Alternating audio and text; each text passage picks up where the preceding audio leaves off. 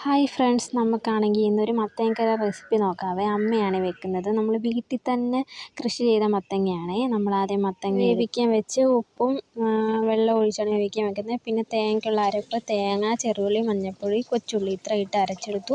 അപ്പോഴത്തേന് മത്തങ്ങ ഒന്ന് തിളച്ചൊന്ന് വെന്ത് വന്ന് നമുക്ക് അരപ്പ് അതിനകത്തോട്ട് മിക്സ് ചെയ്ത് കൊടുക്കാം. നല്ലോണം തിളച്ച് വരണം. എന്നിട്ട് ആ മിക്സ് പച്ചമണം മാറുന്നിടം വരെ ഒന്ന് ചൂടാക്കിയാൽ തിളപ്പിച്ചാൽ മതി. തിളച്ച് വന്നതിന് ശേഷം നമുക്കാണെങ്കിൽ പിന്നെ ഇനി തേങ്ങ വറുത്തിടണം. കടുക് വറുക്കുന്നതിലൂടെ തേങ്ങ അങ്ങ് വറുത്തിടണം. അതിനായിട്ട് നമ്മൾ തേങ്ങ എടുത്തിട്ടുണ്ട്, ചെറുള്ളി, കറിവേപ്പില ഇത്ര എടുത്തിട്ടുണ്ട്.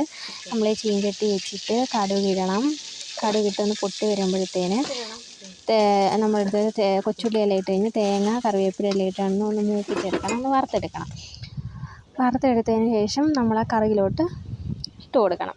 കറിയുടെ മണ്ടയ്ക്ക് ഇട്ടിട്ട് അപ്പോൾ നല്ല മണം വരും കേട്ടോ. കറിയിലോട്ട് ഇട്ട് കൊടുക്കണം.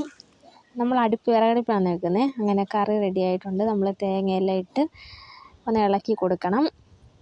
എല്ലാവരും ട്രൈ ചെയ്ത് നോക്കണേ. അടിപൊളി കറിയാണ്. വീട്ടിൽ തന്നെ പിന്നെ കൃഷി ചെയ്ത മത്തങ്ങയാണ്. അമ്മയുടെ റെസിപ്പിയാണ്. എല്ലാവരും ട്രൈ ചെയ്യണം, സപ്പോർട്ട് ചെയ്യണം, ലൈക്ക് ചെയ്യണം.